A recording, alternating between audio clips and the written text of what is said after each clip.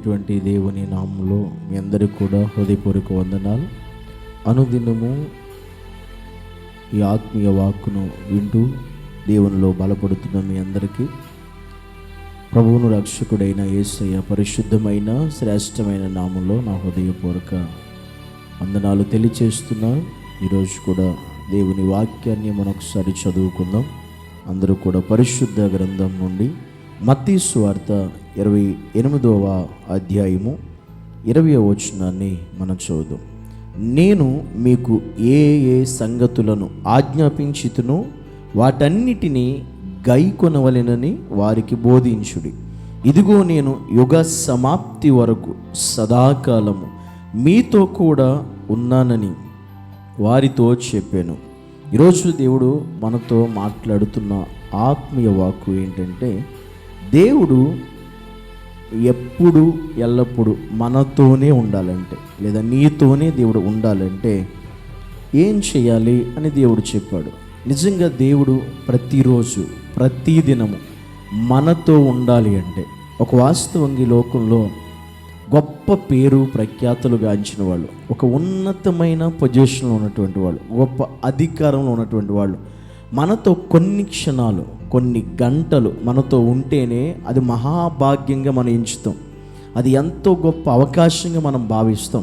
వాళ్ళు ఉన్న కొద్ది క్షణాలే, కొన్ని గంటలే, లేదా కొంత సమయమే అది చాలా గొప్ప భాగ్యంగా ఎంచుతాం మనం. ఇది ఈ లోకస్థమైన అధికారులే, ఈ లోకస్థమైనటువంటి గొప్ప స్థానంలో ఉన్నటువంటి వాళ్ళే మనతో కొన్ని క్షణాలు గడిపితే. అలాంటిది దేవాతి దేవుడే, సర్వలోకానికి చక్రవర్తి అయినటువంటి దేవుడు, సర్వమును పరిపాలించే దేవుడు, సర్వాధికారము కలిగిన వాడు, ప్రపంచానికే దేవుడైనటువంటి యేసుక్రీస్తు చెప్తున్న మాట ఏంటో తెలుసా?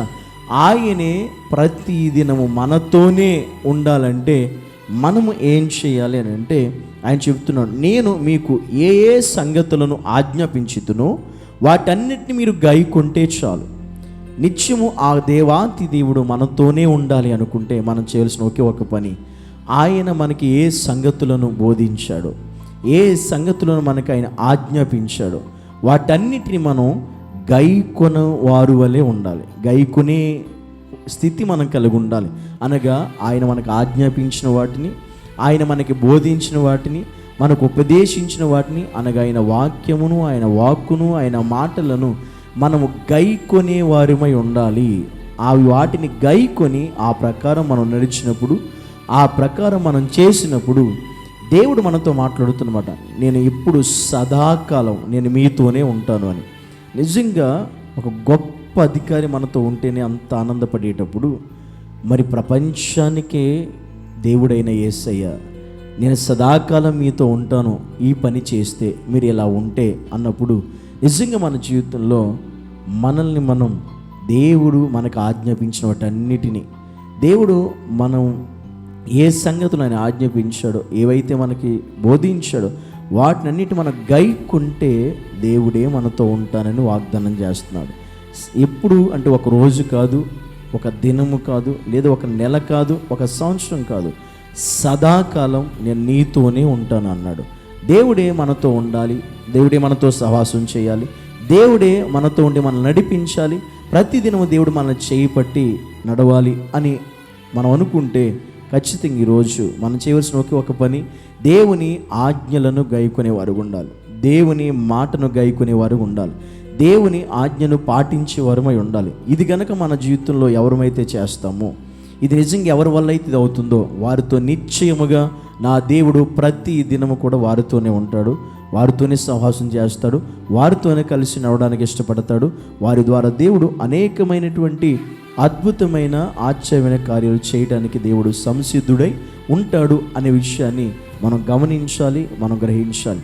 కనుక దేవుని సన్నిధానంలో నిజంగా మనతో దేవుడు ఉండాలని ఆశ అనుకుంటే ఎప్పుడు ఆ యేసయ్య నాతో ఉండాలి. అందుకే కదా మోషే చెప్తాడు, లక్షల మంది మోషేతో ఉన్న, అందులో గొప్ప గొప్ప నాయకులు ఉన్న, గొప్ప గొప్ప అధికారులు ఉన్న, పెద్దలు ఉన్న, అన్ని లక్షల మంది మోషేతో ఉన్న మోషే ఏమంటాడు తెలుసు? ప్రభు, నీవు నాతో రాకపోతే నేను ఎక్కడికి వెళ్ళను అంటాడు మోషే. ఎందుకో తెలుసా? అంతమంది ఉన్న మోషేకు కావాల్సింది అందులో ఉన్న గొప్ప అధికారం ఉన్న నాయకులు కాదు, ఉన్నతమైన వాళ్ళు కాదు, పెద్దలు కాదు. యేసయ్య రాకపోతే, యేసయ్య సన్నిధి రాకపోతే ఎంతమంది ఉన్నా, ఎన్ని లక్షల మంది ఉన్నా ఎటువంటి ప్రయోజనం లేదు. కనుక ఆ దేవుడు మనతో రావాలి, మనతో ఉండాలి అని ఆశ నీకుంటే ఖచ్చితంగా ఆయన ఆజ్ఞలను గైకొనేటువంటి వారమై మనం ఉండాలి. ఈరోజు నిజంగా దేవుని వాక్యాన్ని మనం గైకొంటున్నామా? దేవుని వాక్యాన్ని అనుసరించి నడుస్తున్నామా? దేవుని వాక్యానుసారంగా మన జీవితాన్ని మలుచుకుంటున్నామా? ఆ ప్రకారమే జీవించడానికి మనం ఇష్టపడుతున్నామా? ఒకసారి మనం ఆలోచించు వారమై ఉండాలి. దేవుడు నాతో వస్తే బాగుండు, దేవుడు నాతో ఉంటే బాగుండు, సమస్తము జరుగుతాయి అని ఆశపడే నీవు నిజంగా ఆయన ఆజ్ఞలను గైకొని జీవిస్తున్నావో లేదో ఒక్క నిమిషం ఆలోచించాలి. ఆలోచించి నిజంగా దేవుడు నీతోనే ఉండాలనే ఆలోచన నీకుంటే ఖచ్చితంగా ఈ దినం నుంచి అయినా ఆయన ఆజ్ఞలన్నిటిని గైకొని ఆయన వాక్యానుసారంగా జీవించడానికి నువ్వు ప్రయత్నం చేయి.